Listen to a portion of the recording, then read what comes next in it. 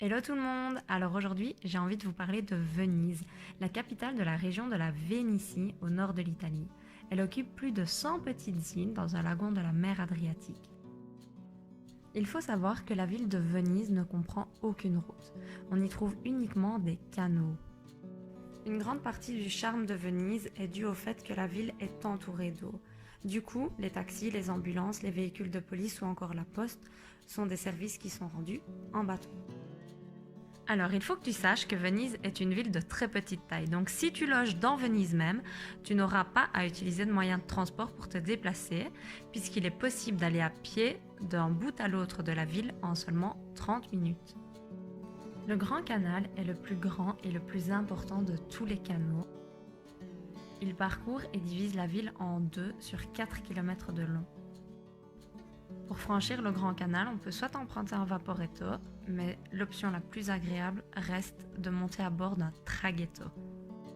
En fait, les traghettos sont des gondoles qui sont utilisées pour traverser le Grand Canal dans les zones où on ne trouve pas de pont. Le Grand Canal peut également se traverser à pied en empruntant l'un de ces 4 ponts, dont le pont du Rialto. Il s'agit du pont le plus charmant et le plus ancien de Venise. Allez, direction la place Saint-Marc maintenant. Elle se trouve en plein cœur de Venise.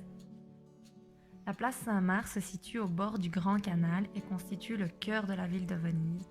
On y trouve la basilique Saint-Marc, le campanile de Saint-Marc et le palais des Doges. La place Saint-Marc est l'une des places les plus belles au monde.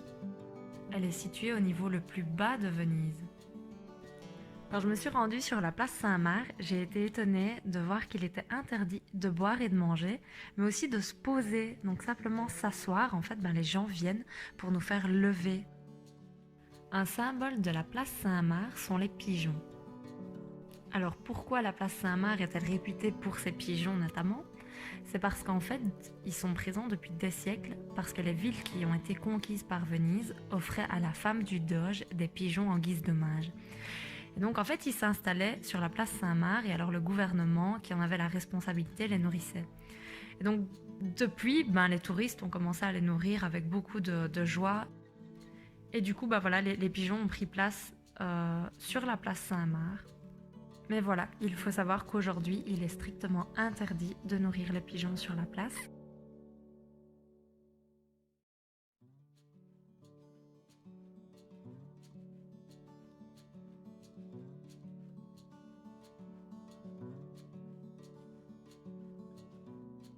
Tout d'abord, direction l'île de Murano, qui est mondialement connue pour son verre. Puisque le verre est la principale activité économique de l'île, il est possible de visiter l'une des nombreuses verreries pour y découvrir l'art du soufflage de verre.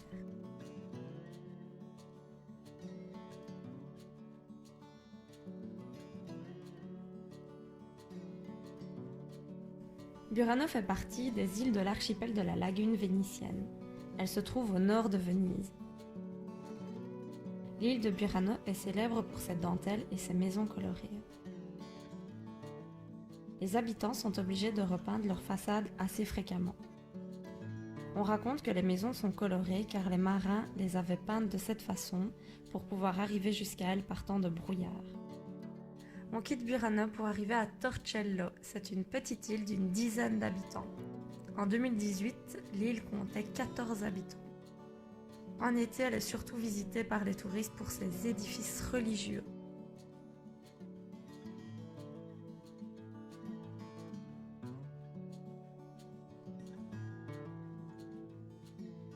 Terminons par l'activité qui est sans doute la plus emblématique à Venise, la gondole. La gondole est une barque de couleur noire à une rame utilisée dans la ville de Venise. Aujourd'hui, la gondole n'est plus utilisée que par les touristes.